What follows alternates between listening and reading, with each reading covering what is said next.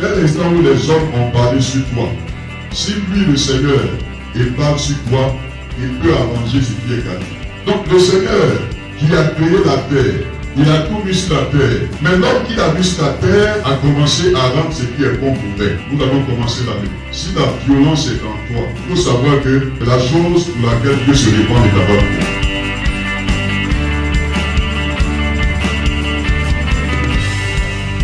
L'homme du Seigneur, il est digne d'être acclamé, il est digne d'être magnifié, et son nom soit béni. Je salue le peuple de Dieu dans le nom puissant de Jésus-Christ. Nous sommes là. Oui à ta gloire. Oui à ta gloire. Oui à ta gloire. Alléluia.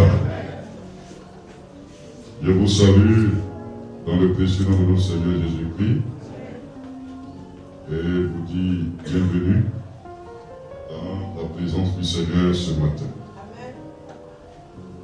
La terre est remplie de sa gloire. Voici pour ce premier mois, qui est le mois de janvier, ce que le Seigneur nous a mis à cœur de comprendre par son esprit. Le dimanche passé, qui était le premier dimanche de l'année, nous avons dit que lorsque nous disons oui à la gloire de Dieu, la première chose que nous devons comprendre, c'est qu'il y a un miracle que Dieu opère pour que sa gloire s'installe. Et ce miracle qui a été le premier est celui que nous avons cherché à comprendre en parlant du sous-thème suivant, du chaos au repos. Et nous sommes ainsi dirigés vers l'état de la terre au commencement. La Bible dit qu'au commencement, la terre était informe et vide. C'est-à-dire que la terre était sans dessous, en quelque sorte, était désordonnée.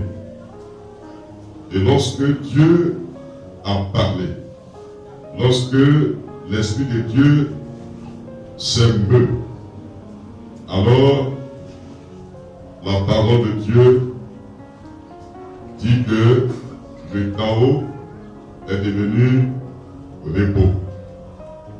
Puisque à la fin de la création,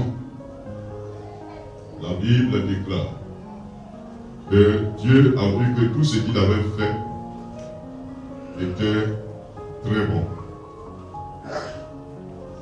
La note d'excellence que le Seigneur avait donnée montrait que Dieu venait de réussir à changer le chaos en repos. Alléluia. Et lorsque Dieu a fait cela, la terre a été marquée de sa gloire. La gloire veut dire que la terre a montré que le Seigneur était présent. La terre a montré que l'éclat, que la lumière, que la vie, que la puissance de Dieu était effectivement désormais sur la terre. Alléluia. Aujourd'hui, pour montrer que la gloire de Dieu remplit la terre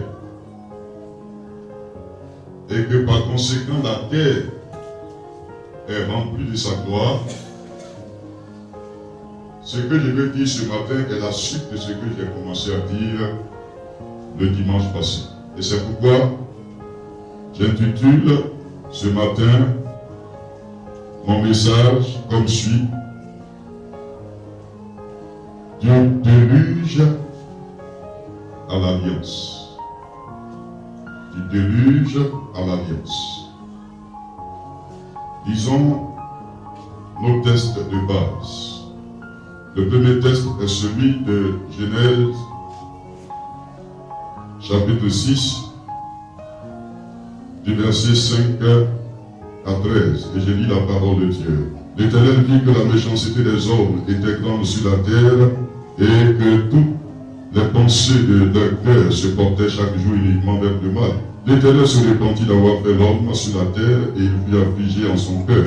Et l'Éternel dit, j'exterminerai de la face de la terre l'homme que j'ai créé, depuis l'homme jusqu'au bétail, aux reptiles et aux oiseaux du ciel, car je me répands de les avoir faits. Mais Noé trouva grâce aux yeux de l'Éternel.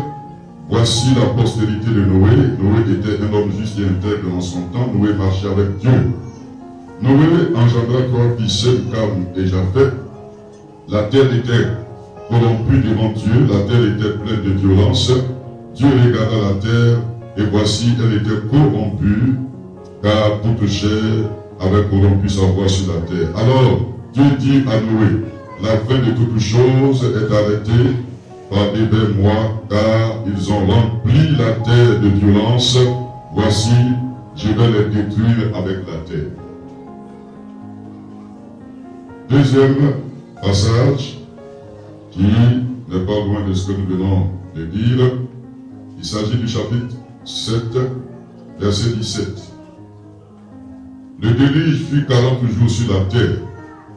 Les eaux crurent et soulevèrent l'arche, et elle s'éleva au-dessus de la terre. Les eaux grossirent et s'accrurent beaucoup sur la terre, et l'arche flotta, et l'arche flotta, et l'arche flotta sur la surface des eaux. Voici le deuxième texte que je viens de lire. Enfin, le troisième texte est celui du chapitre 9, verset 11. J'établis mon alliance avec vous. Aucune chair ne sera plus exterminée par les eaux du déluge. Il n'y aura plus de déluge pour détruire la terre. Alléluia. Bien-aimés, qu'est-ce que Dieu veut nous dire ce matin? Il dit, tu es rentré dans une nouvelle année. Il dit, il ne faut pas que tu aies peur, parce qu'il est avec toi. Il dit, il ne faut pas promener les regards inquiets, parce que la terre sur laquelle tu es, c'est moi qui l'ai créée. Et je suis capable de changer les temps difficiles en des temps de joie, en des temps d'allégresse et de félicité. Et le Seigneur, tout au long de la marche avec les hommes, il a pris des personnes avec qui il a fait des expériences. Il a pris des personnes pour dire à toute l'humanité, voici ce que je peux faire avec celui qui a confiance en moi. La parole de Dieu déclare que cette terre qui était une terre où il y avait le désordre, il y avait le chaos, Dieu a parlé, alléluia. Dieu a parlé sur le chaos. Dieu a parlé sur ce qui était mauvais, ce qui était mélangé. Et ce qui était mélangé, ce qui était mauvais, est devenu bon. Alléluia. Je te dis ce matin, même ta propre maman ou bien ton propre papa qui t'a mis au monde, ou bien les gens avec qui tu vis, peuvent penser que ta vie est désordonnée. Peuvent penser que rien ne peut marcher dans ta vie. Peuvent penser que ton avenir est un avenir de malheur. Mais le Seigneur qui t'a parlé le dimanche passé, t'a montré que dès l'instant où les hommes ont parlé sur toi, si lui, le Seigneur, il parle sur toi, il peut arranger ce qui est gâté. Il peut rétablir ce qui est mauvais. De sorte que ta vie soit tranquille. De sorte que ta vie soit paisible. Alléluia. Mais quand Dieu a fini de faire ça, tant que tu es sur la terre, il faut savoir que les problèmes ne manqueront pas. Tant que tu es sur la terre, il doit savoir qu'il aura toujours des difficultés. Tant que tu es sur la terre, tu dois savoir qu'il aura des temps de défis. Alléluia. Donc le Seigneur qui a créé la terre, il a tout mis sur la terre. La Bible dit tout était bon. Lui-même il a dit tout est très bon. Mais l'homme qui l'a mis sur la terre a commencé à rendre ce qui est bon mauvais. Alléluia. Dieu n'a jamais cherché à faire le mal. Mais c'est l'homme qui aime le mal. Dieu le met dans les conditions. Dieu lui accorde le bonheur. Mais à un moment donné, l'homme dit, ce que Dieu dit de faire, là, je ne veux plus faire ça. Ce que Dieu dit de faire, j'abandonne ça. Moi-même, je vais faire ma propre volonté. Et donc, la parole de Dieu montre ici que Lorsque Dieu a créé cette terre qui était tranquille, qu'il a mis l'homme, à un moment donné, l'homme a commencé à être violent. Violent, ça veut dire quoi? Que l'homme a commencé à tuer son propre ami. Il a commencé à tuer son propre prochain. L'homme a commencé à détruire ce que Dieu a mis en place. L'homme a commencé à dire, ce que Dieu a dit de faire, je ne le ferai plus. D'ailleurs, même je vais faire le contraire. La violence veut dire quoi? Que ce que Dieu a mis en place, les hommes ont commencé à renverser cela. Ils ont commencé à renverser les principes de Dieu. Ils ont commencé à s'opposer aux règles de Dieu. Ils ont commencé à s'opposer aux normes que Dieu a établies. Et le Seigneur dit, il a été affligé en son cœur. Pourquoi? Parce que l'homme était devenu mauvais. Parce que l'homme était devenu mauvais. Sa voix était corrompue. C'est-à-dire, il a dévié la voix de Dieu. Il a commencé à faire sa propre volonté. Et qu'est-ce que le Seigneur va décider? La Bible dit, le Seigneur s'est repenti. C'est-à-dire, il a regretté d'avoir créé l'homme. Alléluia. Quand Dieu arrive à ce niveau-là, c'est que vraiment, sa patience est terminée. C'est que Dieu a trop accepté les choses, mais il ne peut plus accepter. Bien-aimé, j'ai dit, nous sommes en 2021. Mais vous savez, Dieu, c'est à nous qu'il a donné les années. C'est nous qui comptons les jours, c'est nous qui comptons les années. Lui, il n'a pas besoin de ça. La Bible dit devant Dieu là, 1000 ans égale à un jour. Donc Dieu n'a pas besoin de calendrier. Dieu a établi les années à cause de nous. Pour que nous apprenions à faire le bilan de ce que nous posons comme action sur la terre. Pendant un an, 365 jours, il te donne le temps. Tu vis et puis après il dit, mon fils, arrête-toi. Regarde tous les jours, les 365 jours que tu as fait. Il faut voir toi-même. Est-ce que tu as bien fait? Est-ce que tu as bien agi? Est-ce que tu as bien réalisé les choses conformément à ma volonté? Alléluia. C'est ce que le psaume 90 dit. Il dit, Seigneur, apprends-moi à bien compter quoi? Mes jours. Alléluia. Et lorsque le Seigneur dit cela, il nous amène à bien apprécier nos actes. Ici, la Bible nous montre que le Seigneur a apprécié lui-même les actes de l'homme. Il a regardé à la terre, il a regardé à ses habitants. Et qu'est-ce qu'il a eu comme conclusion? Les hommes ne font pas ce que j'ai dit. Et comme les hommes ne font pas ce que j'ai dit, qu'ils sont devenus violents, alors j'ai changé de plan. Alléluia. Je vais te dire une chose. C'est qu'au moment où nous sommes en train de parler, nous devons savoir que le Seigneur parle de la terre. Le Seigneur parle des habitants de la terre. Est-ce qu'au jour d'aujourd'hui, ce que le Seigneur est en train de dire ici a changé? La réponse est non. C'est que la terre est devenue violente.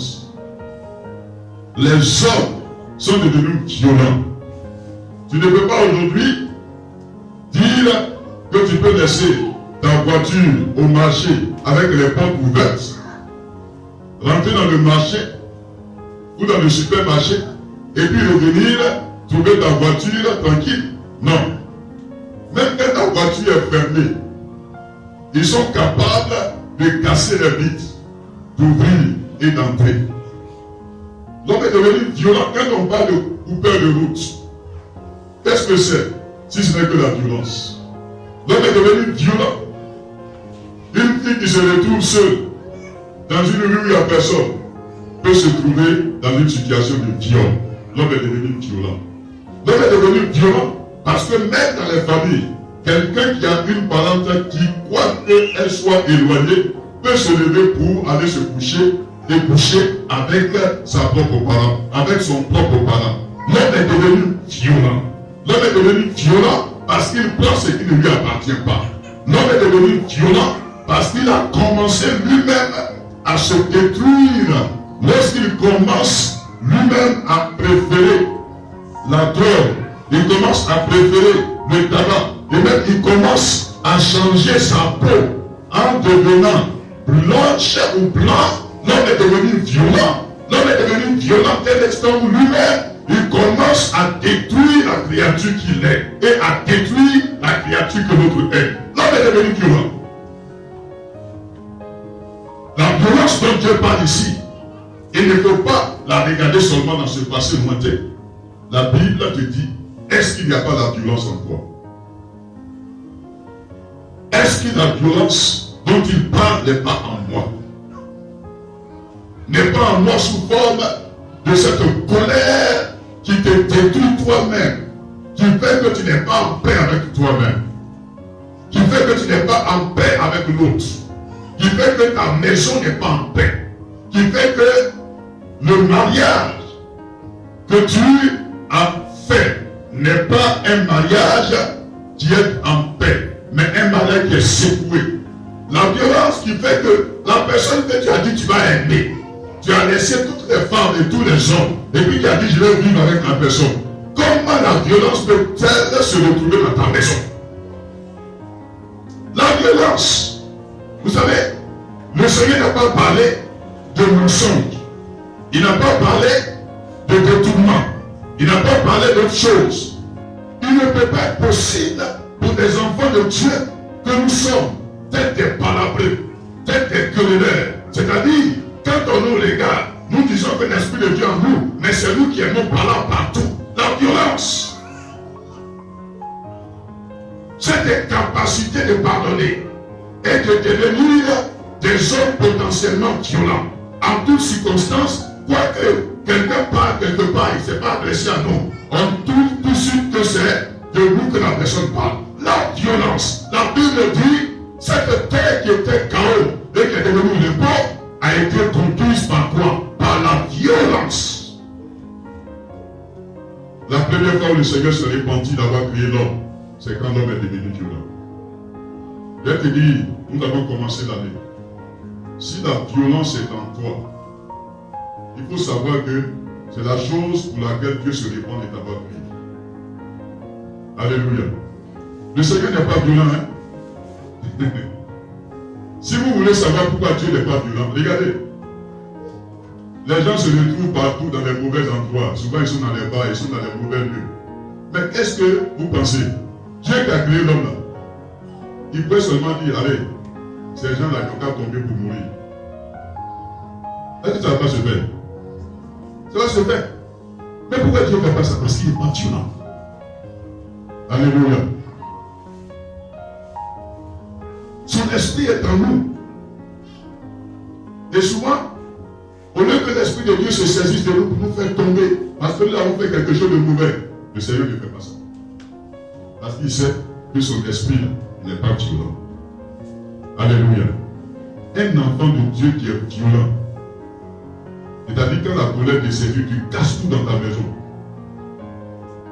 Même les pieds des fauteuils, tu casses tout. Et puis après tu dis, oh c'est mon argent. Moi-même j'ai rien de faire tout ça. Et quand on te demande, mais comment tu as fait pour faire ça? Mais moi-même je ne savais pas. Je ne sais pas ce qui m'a pris. Un enfant de Dieu qui veut voir la gloire de Dieu, il ne doit pas être surpris par un autre esprit qui ne maîtrise pas. Tu comprends? Même le Saint-Esprit que Dieu nous a donné là, nous le maîtrisons.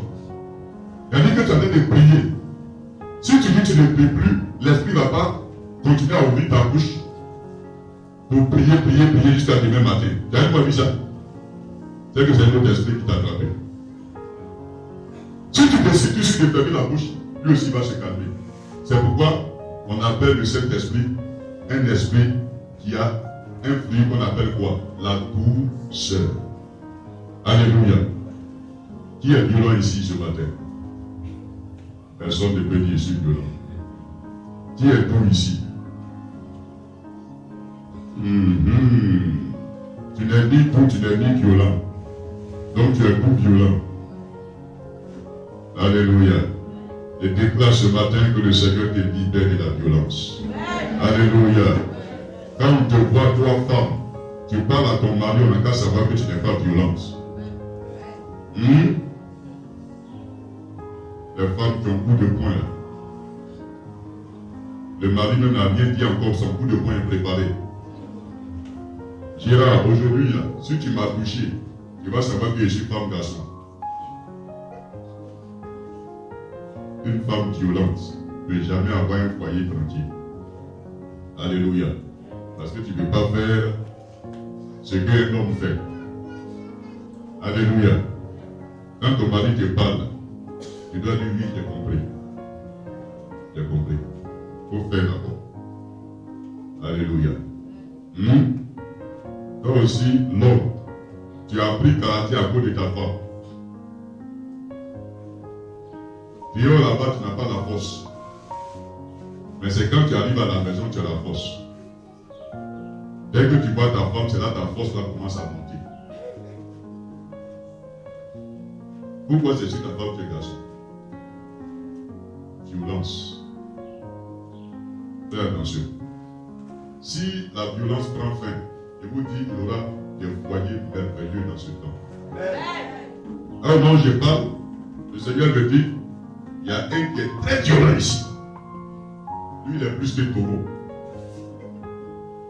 J'ai dit à cette personne, au moment où je parle, cet esprit-là te quitte au nom de Jésus. Et le Seigneur dit, il s'est repenti. Mais il s'est souvenu de quelqu'un. Il s'appelle Noé. Dieu dit, comme l'homme est violent, je vais détruire toute cette terre qui pourtant au début était chaos. Cette terre va devenir encore quoi? La violence va ramener la terre à la position de départ, chaos, désordre. Le Seigneur dit, je me souviens de Noé. Pourquoi il s'est souvenu de Noé? La Bible a dit que, en regardant la parole de Dieu, au verset 8 et 9, Noé était un homme juste et intègre dans son temps. Noé marchait avec Dieu. Alléluia. Dieu a décidé que la terre sera anéantie. Dieu a décidé que le déluge va venir. Dieu a décidé que la terre sera chaos. Dieu a décidé que tout va se gâter. Mais quand il a regardé, il a trouvé qu'il y avait quelqu'un qui marche avec Dieu. Et que ce qui va arriver à ceux qui ne marchent pas avec Dieu, qui sont violents, ne doit pas arriver à celui qui marche avec moi. Ça veut dire quoi?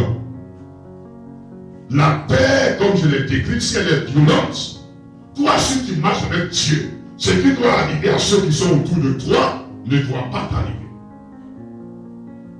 Celui qui marche avec Dieu va faire toujours une exception lorsque Dieu décide de juger quelqu'un, de juger des personnes, de juger une situation. Toi, tu dois faire exception. Toi, Dieu doit te mettre à part. Toi, Dieu doit te permettre de ne pas être concerné. Alléluia. La terre est violente. Nous sortons des élections qui montrent que l'homme est violent.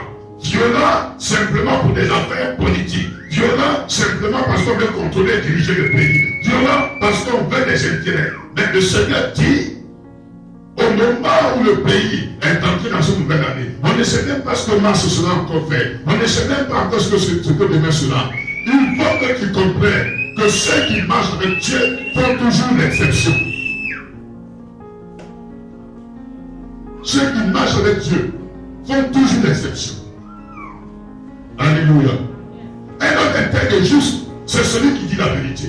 Un homme intègre et juste, c'est celui qui sait appeler jaune, jaune, noir, noir. Un homme qui est intègre, il ne marche pas selon le regard des hommes, selon le pouvoir que l'homme a, selon l'influence des hommes. Mais il marche en tenant compte de l'homme de Dieu. Il se dit, si une situation n'est pas la gloire de Dieu, je dirais qu'elle n'est pas bonne. Je le dis, si cela est péché, je dirais que c'est péché. Si cette voie n'est pas la gloire de Dieu, je vais m'écarter de cette voie. Voici le juste et l'intègre.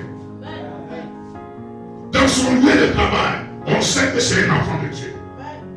Tout ce qu'on va lui proposer, qui n'est pas la gloire de Dieu, il va dire non, alléluia.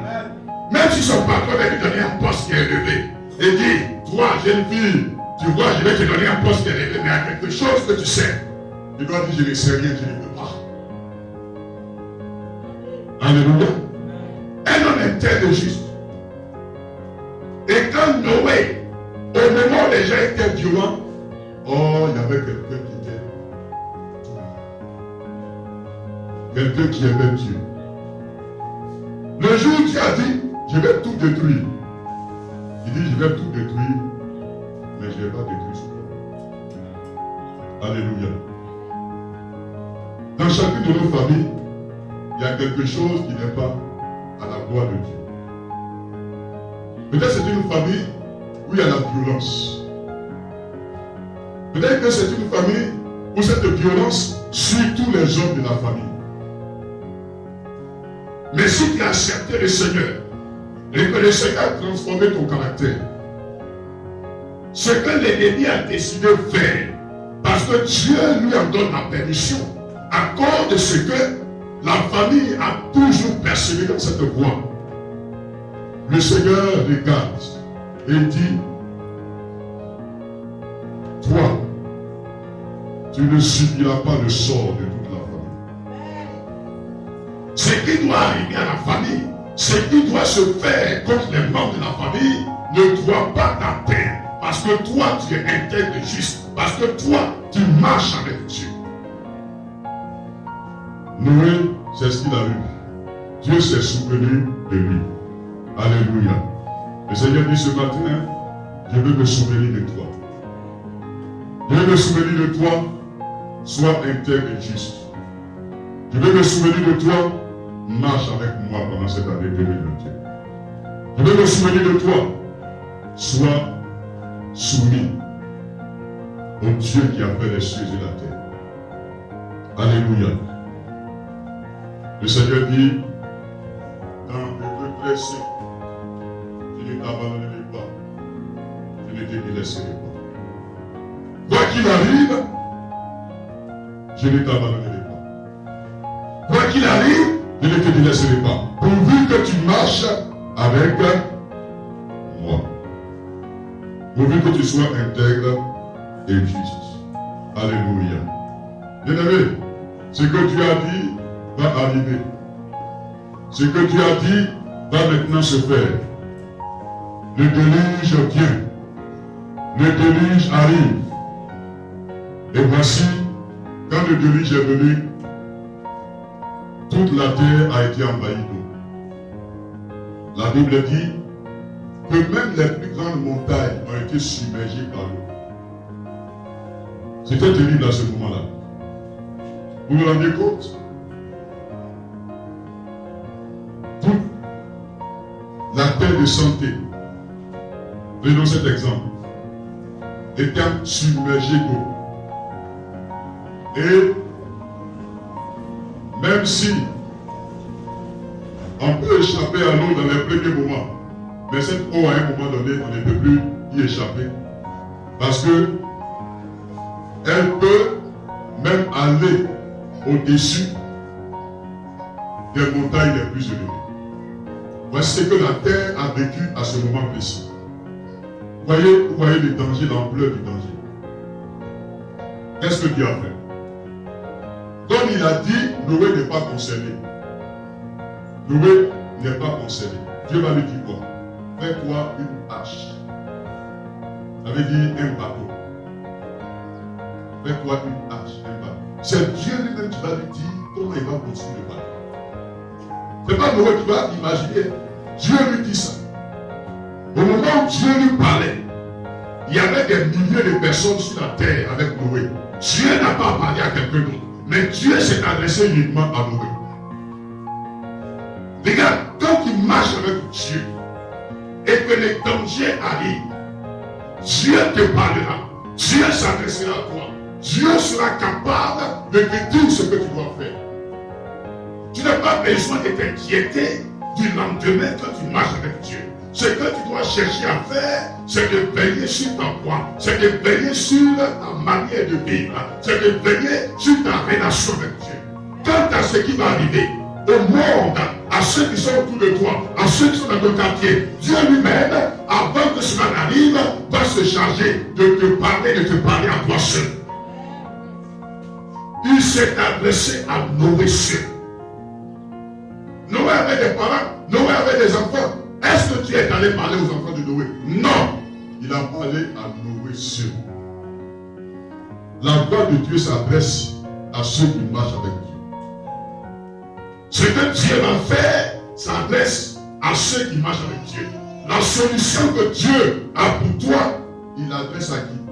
À toi, quand tu marches avec Dieu. Alléluia. Il n'a pas adressé à un marabout quelque part. Il n'a pas adressé au pasteur de Noé. Il n'a même pas adressé au prophète de Noé. Il a adressé à Noé lui seul. Alléluia. Voyez, la marche avec Dieu, c'est personnel. On peut avoir son pasteur. On peut avoir l'homme de Dieu. Mais attention, ce n'est pas l'homme de Dieu là qui va te sauver. Il ne faut pas aller faire n'importe quoi partout. Et puis quand c'est chaud, tu m'as voir mon homme de Dieu. Mon homme de Dieu, mon homme de Dieu. Et si ton homme de Dieu n'a pas parlé de ton problème à cet homme de Dieu? Et si cet homme de Dieu lui-même est disqualifié? Au moment où c'était chaud, au moment où Dieu voulait juger, il n'y avait pas quelqu'un d'autre qui était juste. Qui était juste? Un seul. Tu comprends? Un seul. Et c'est à celui-là seul qui t'a parlé. Mais si tu viens vers moi et que Dieu m'a dit, alors qu'il a parlé à quelqu'un d'autre qui est juste. Ce n'est pas le fait de se mettre toujours à dire, le Seigneur a dit quoi? Qu'est-ce que le Seigneur dit? C'est pas ça qui est important. Tu dois te dire, comment je marche avec Dieu? C'est la question que tu dois te poser. Alléluia. Nous les Africains, on a réduit Dieu selon la manière dont nos dieux, les dieux que nos papas adoraient là, c'est comme ça on voit Dieu. On pense qu'on doit toujours aller vers le charlatan. Il y a un qui est là qui va parler. C'est pas comme ça Dieu. Dieu c'est une affaire d'intimité. Alléluia. C'est entre toi et lui. Le Seigneur s'est adressé à Noé.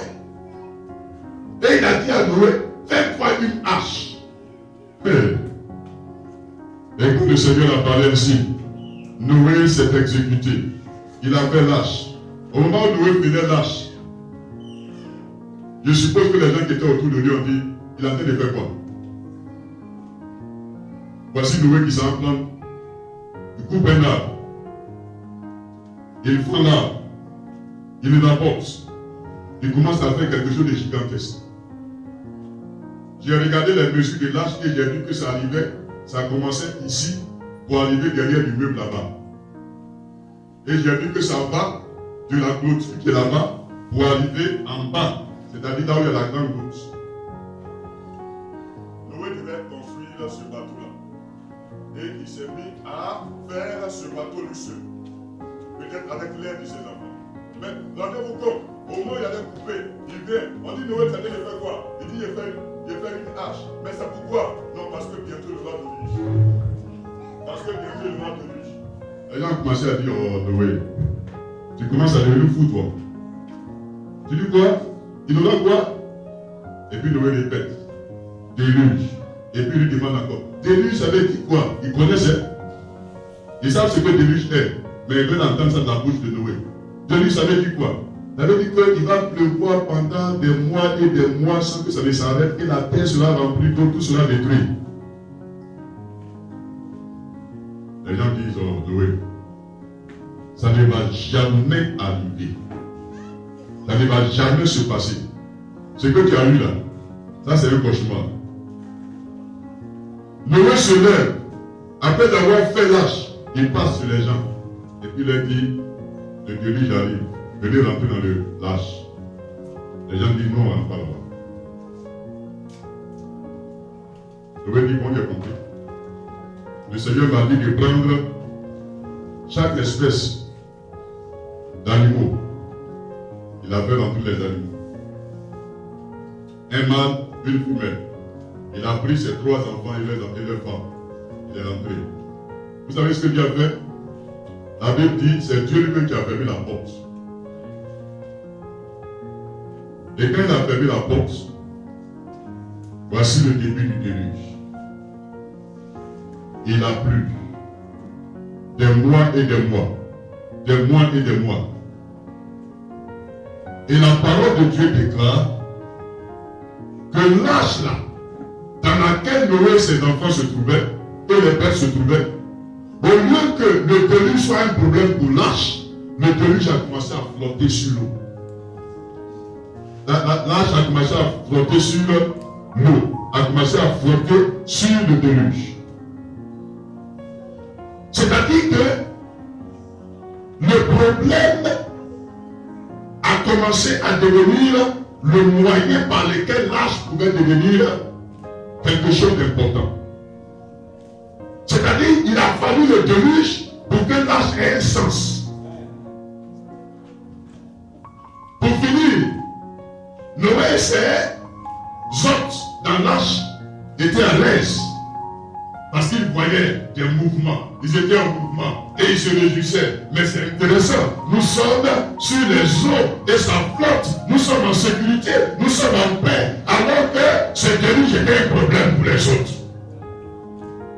C'est-à-dire que quand tu marches avec Dieu, la faim que les autres peuvent avoir, et puis ils se disent, ah, nous avons faim. Toi, le pain que tu as là, le Seigneur utilise ça pour te permettre d'être au-dessus de ceux qui en ont. Lorsque tu marches avec Dieu, là où on peut dire, il y a une maladie, comme nous sommes en train de vivre cette maladie dans le monde, le Seigneur te met à part, et là où il est naturellement clair que toi tu devais être emporté par ce mal, le Seigneur permet que tu sois comme Noé dans l'arche pour être à l'aise au milieu de ceux qui ne sont pas à l'aise. Les eaux qui étaient un problème pour les autres est devenu un moyen de réjouissance pour Noé. Noé dans l'arche. Noé dans l'arche. Il était capable, par conséquent, de voir la gloire de Dieu à travers l'arche. C'est la gloire de Dieu dans laquelle Noé était. L'arche était sa gloire. L'arche était sa gloire. La gloire de Dieu, c'est la solution qu'il t'apporte. La gloire de Dieu, c'est la délivrance qu'il t'apporte. La gloire de Dieu, c'est le fait qu'il te fasse échapper d'un danger. La gloire de Dieu, c'est qu'il te donne, au-delà de ce que les hommes connaissent, d'avoir une solution à part. Il faut que tu t'attendes à cette gloire. Il y avait de la place dans l'arche, non pas seulement pour Noé, mais aussi pour ses enfants. Noé a été sauvé, aussi ses enfants sont sauvés. Noé a été libéré, a été mis à part, ses enfants sont mis à part. En ce moment précis, quand le Seigneur te dit, la gloire de Dieu remplit la terre, ou que la terre est remplie de la gloire de Dieu, il est en train de te dire, les eaux, les oppositions, les difficultés, le jugement que l'ennemi peut permettre de vivre, qui que ce soit parmi nous, ne doit pas être pour toi une préoccupation. Tu dois savoir que la crainte de Dieu suscite l'âge. Tu dois savoir que la crainte de Dieu suscite le secours de Dieu. Tu dois savoir que la crainte de Dieu est source d'une solution pour toi. Il y a une hache pour toi. Il y a une hache pour toi. Il y a un secours pour toi. Ce qui est le problème sera le moyen par lequel tu vas avancer. Celui qui marche avec Dieu, le problème devient le moyen par lequel tu avances. Alléluia. Alléluia. Samuel est devenu fou. Car c'est le problème qu'il fallait pour que David devienne roi. Et Dieu a appelé David, il dit, tu vois, Samuel est devenu fou. Pourquoi ne jouer guitare pour lui? Et au moment où David joue la guitare, Samuel est soulagé. Car Samuel ne sait pas que celui qui va prendre sa place dans le palais, là, c'est lui qui joue la guitare. Il a fallu qu'il y ait un problème pour que David vienne connaître le palais. Dans le moment où il joue la guitare et puis Saül est en train de se rétablir, David il regarde et dit, ah c'est ici donc le roi s'assoit. Ah, mais ça tombe des grandes, ah, sa table est jolie. Ah, donc je serai à l'aise alors. Et puis, le problème a permis à David de rentrer dans le palais. Vous voyez, la solution de Dieu là, souvent vous ne comprenez pas. Celui qui a été au moins roi doit devenir d'abord un joueur de guitare. Tu n'as pas compris ça? Est-ce que être guitariste et puis être roi, c'est la même chose? Hein? Guitariste. Si on met, voici bénédiction de guitariste, et puis voici bénédiction de roi, ou bien de royauté. Est-ce que tu vas confondre les deux? Hein? Voilà. C'est pourquoi je dis toujours aux gens qui sont toujours en train de dire, je vais devenir comme ça, je vais devenir grand, je vais avoir beaucoup de choses. Ils ne savent pas qu'au moment où ils sont en train de faire les petites choses, c'est la volonté de Dieu pour eux. Alléluia. Au moment où tu prends charbon pour aller livrer, il ne faut pas mépriser ce moment-là. Il faut prendre une photo. Dis au photographe, prends-moi photo, prends-moi photo. Parce que quand je serai assis maintenant sur le trône, je vais regarder mes photos des vendeurs de charbon, je vais bénir Dieu pour dire, Seigneur, c'était la voie à suivre. Alléluia. C'était le chemin. Alléluia. Alléluia. Quand tu es une fille, tu dors dans le froid. Tu dors dans le froid, tu mets drap sur toi. Quand vous aimez les être à l'aise, sous climatiseur, ventilateur, tu dors. Tu sors le matin. Il y a une de tes camarades qui dit, ah, moi j'ai mon copain, moi j'ai mon copain. Donc quand tu dors comment? Tu dors seul. Ça c'est pas bon. Tu es malade. Ça rend malade. Toi le jeune homme là, tu vas tomber malade. Et puis tu regardes. Le Seigneur te donne maintenant, à la fin de tout ce que tu as pu vivre, la patience et tout ça.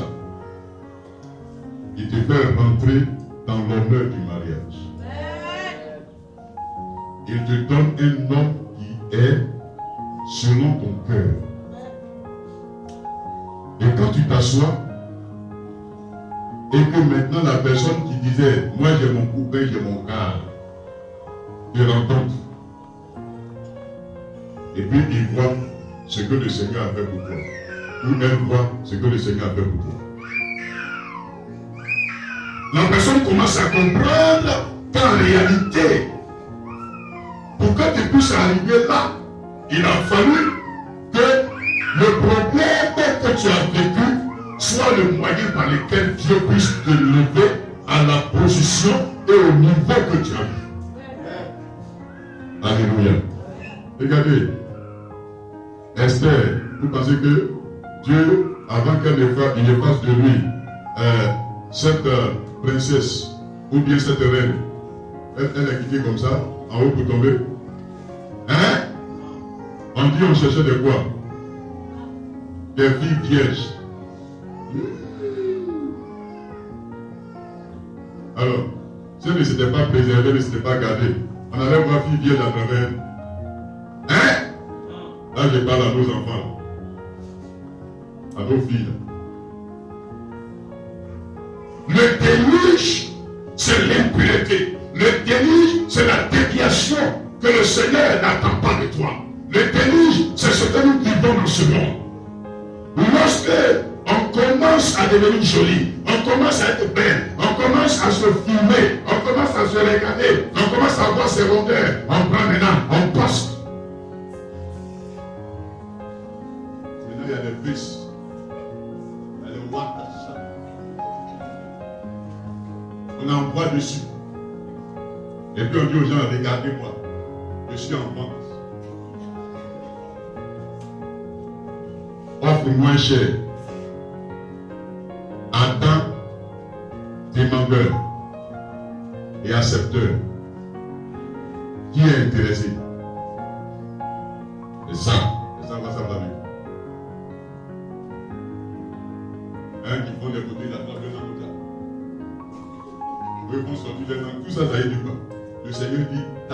malice là, j'ai vu ça. Ta ruse là, tu es tombé. Tu es en train de chercher quoi? Tu es en train de couvrir le chemin pour que le diable vienne. Alors, je l'ai envoyé. Il arrive. Avec toi bien. Parce que le déluge va commencer. Et comme tu n'as pas l'âge de Noé, je n'ai pas trop sûr que tu puisses voltiger et avancer. La Bible dit, l'amour c'est comme la mer, c'est comme les eaux. Avant qu'il ne se réveille, il ne faut pas le réveiller. Tu vois, si la mer sort de Port-Boué, et puis commence à remplir tout Abidjan, tu te rends compte? Mais celui qui a fait que la mer est sortie là, il ne veut pas faire ça. Je parle de déluge.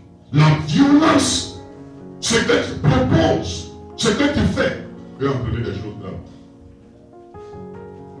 Sois sûr que tu marches avec Dieu. C'est la seule garantie pour que tu puisses rentrer dans l'âge. Regarde un texte que je te donne pour terminer. La Bible dit ceci, en regardant le livre de 1 Pierre. 1 Pierre, chapitre 3, verset 21. Je commence même par le 20. Au jour de Noé, pendant la construction de l'arche, dans laquelle un petit nombre de personnes, c'est-à-dire 8 furent sauvés à travers l'eau.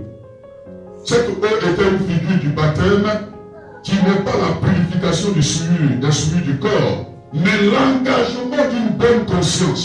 Je suis dans 1 Pierre 3, verset 20 à 21. Cette eau qui était une figure du baptême qui n'est pas la purification des souillures du corps, mais l'engagement d'une conscience pure, d'une conscience envers Dieu, et qui maintenant nous sauve, nous aussi, par la résurrection de Jésus-Christ.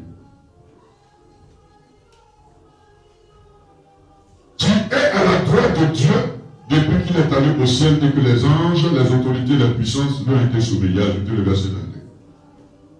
Bien aimé, il est dit ce que Noé a fait, c'est l'engagement d'une conscience.